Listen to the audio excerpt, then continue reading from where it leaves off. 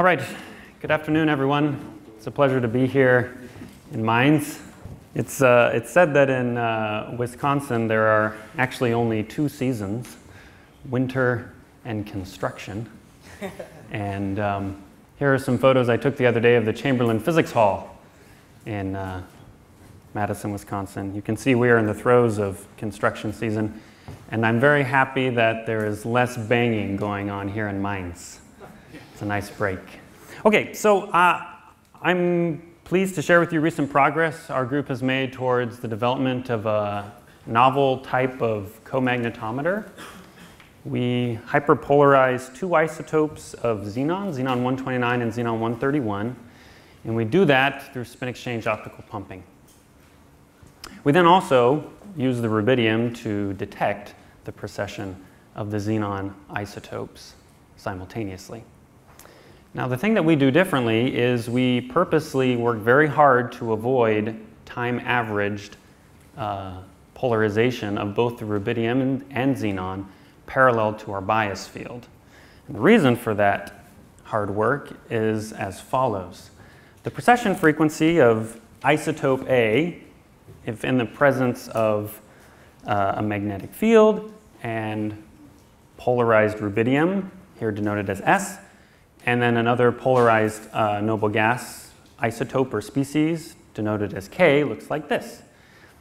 The first term is its gyromagnetic ratio multiplied by the field it experiences. And then you have the term that we precision measurement people are after. It's something exotic, perhaps, EDMs, fifth force, spin mass couplings, or maybe something less exotic like inertial rotation, a gyro. The fact is that the field experienced by isotope A depends on the classical field, that is the field produced by flowing charges. But then there's also these spin exchange terms. The first comes from polarized rubidium, and the second comes from the other polarized noble gas in the cell. This first term actually has quite a long history, all the way back in the 1970s when Lytton, now Northrop Grumman, when they were developing their NMR gyro, they realized that this spin exchange field can be quite large, in excess of hundreds of microgauss. And to that end, they put their efforts into learning to polarize xenon 129 and xenon 131 because their spin exchange coefficients here are very similar to one another. The second term has just recently garnered lots of attention. There's been excellent work in characterizing it in the specific system of helium-3 and xenon 129, so-called through-space J-coupling term. Now, we think that in our system it's at most about 0.1 microgauss, and there's a question mark there because this coefficient actually hasn't been measured yet in a xenon 131, xenon 129 system. So our goal is to prevent SZ and KZ so that we can get comagnetometer signals that depend only on that X that I showed you. We'd also like to maintain our continuous zero field detection of the rubidium. Now, one could say, well, you know, this can't be too hard, right? Just optically pump transverse to your bias field. Well, the problem is if your bias field is a static bias field, the rubidium will simply precess about 1,000 times faster than the xenon, and you will never have meaningful spin exchange between the rubidium and xenon to polarize the xenon. So what we came up with was a pulsed bias field. So our bias field is applied as a sequence of low-duty cycle pulses, the area of which produces 2 pi precession of the rubidium, as shown in this little cartoon here. The red arrow is the rubidium, the green is the xenon. You see that most of the time there is no precession. That leaves plenty of time for meaningful spin exchange collisions between the rubidium and xenon. Also, most of the time the rubidium is at zero field, and so the integrity of our surf magnetometer should be maintained. So we optically pump transverse to our pulsed bias field. We have a probe which is parallel to our pulsed bias field, and we monitor the Z component of the rubidium spin which should be proportional to the y component of the xenon polarization. Now, we need a way to drive the NMR. We need to modulate something. Perhaps to an experimentalist, the first thing that stands out to you in this, the block equation for the xenon transverse polarization, is to modulate this transverse polarization of the rubidium. One can achieve that simply by modulating the handedness of your pump light. And in fact, we demonstrated that back in 2014. But today, what I'm going to share with you is another way of driving the NMR of both species simultaneously, and that is by modulating the Z field experienced by the xenon isotopes. And we do that by modulating the repetition rate of our 2-pi pulses. Now this is very interesting because by modulating the repetition rate of our 2-pi pulses, we're able to produce a modulation that is only seen by the xenon. Ideally, in the limit of low-duty cycle pulses, the rubidium can't tell between a 0-pi pulse and a 2-pi pulse. So we can get away with very large field modulations. So here's an example of single isotope excitation. We have some average pulsing frequency, FP0. We then modulate it by cosine omega 1. And if we set omega 1 equal to the resonance frequency of the 131, as defined by the average 2-pi pulsing frequency, we get data in time that looks like this. The filled circles are actual data, and the lines are a fit to that data from our solution to the block equation. And it's kind of a strange looking signal. It's got lots of harmonics, but perhaps I can convince you that this is actually processing xenon by instead looking here in this pulse number space, which is an excellent representation of alpha if you are driving the xenon on resonance. And so we see this nice sinusoidal precession in pulse number. We can extend the same technique to excite both species of xenon simultaneously, and we do that by applying this second modulation term, omega 2. So now we set up our resonances like this, and we have an even stranger time-dependent signal, but in pulse number space, once again, it simplifies to a superposition of two sine waves. One is the xenon 129 processing, and the other is the xenon 131. Now, I'll mention here that we are really getting away with a large modulation, about 10 times that of the magnetometer width.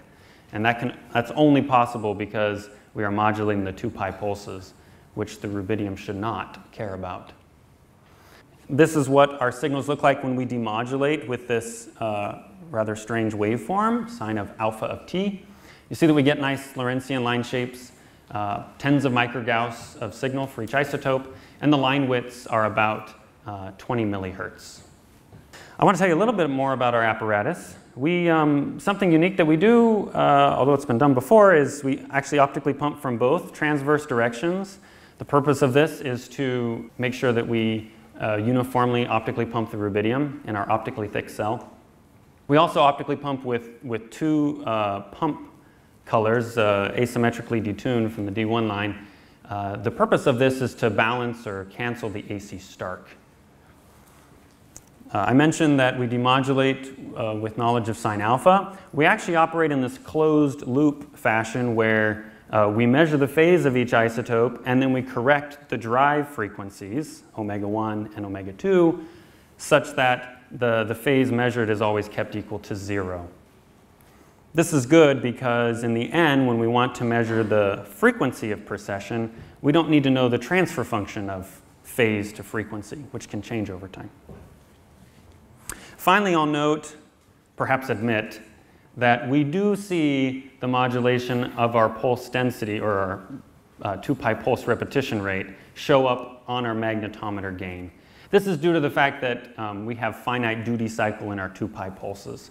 So to clean up our magnetometry further, we actually gate our pulses at 200 hertz, which is to say that we do a set of pulses and then we don't pulse for 5 milliseconds, and then a set of pulses and then don't pulse. And we only record the Faraday rotation signal when we have not been pulsing for several milliseconds.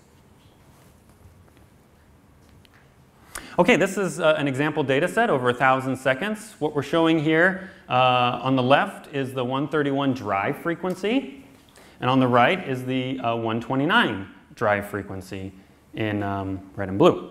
Now, again, each isotope, we're doing nothing to stabilize the magnetic field in our shield. So each xenon isotope is acting as an effective damp-driven oscillator, and the drive frequency is simply tracking the wandering field. So you see that we see very good correlation between the two. When one goes up, so does the other. What we now like to do is understand the uncertainties, and we do that by casting the stability of our device in terms of inertial rotation. We do that by simply taking a linear combination of our recorded drive frequencies for each isotope, and we construct this rotation frequency versus time curve. This is done in post-processing. The power spectrum is really where you can get an appreciation for the performance of this device. First, I'll note that at 80 millihertz, we see gain peaking from our servos. But as you go to lower frequencies, we find that there is this large noise due to wandering magnetic fields in our shield. We see that the 129 is larger than that of the 131, its noise, which makes sense because its gyromagnetic ratio is about 3.4 times that of the 131. Now, when we compute rotation, this noise is suppressed down to a white noise level at 10 microhertz per root hertz. On the right, we show the standard Allen deviation of our data. We find that after integrating for a couple hundred seconds, we're at sensitivity of 1 microhertz. The final thing we've done to characterize our comagnetometer is we have applied an ancillary AC Z field, and we measure the common field suppression. That is, how much does the 131 respond to this ancillary Z field compared to the computed rotation. And the red curve is the 131 power spectral density, and the green is the rotation, and we see a factor of 1,000 suppression. So we think we've built a novel device with good stability. What are we going to do with it? One thing we'd like to do is revisit some of these upper bound for spin mass couplings. The previous upper bound for this rather narrow Compton wavelength of 0.1 to 0.4 millimeters was set using an uncertainty of 10 microhertz. And we do an order of magnitude better than that in only a couple hundred seconds. Another thing we'd like to look for is this through space J coupling between the Xenon 129 and Xenon 131. Uhavara and Mike Romalis have a paper out calculating how big this should be. And we think using that number in our system, it could produce something like several microhertz of shift. And we should be able to resolve that given this stability. Things we could improve things we could do to improve the apparatus itself. We're still very far from realizing the full spectroscopic potential of the device, so to speak. One thing is to take into account finite gain.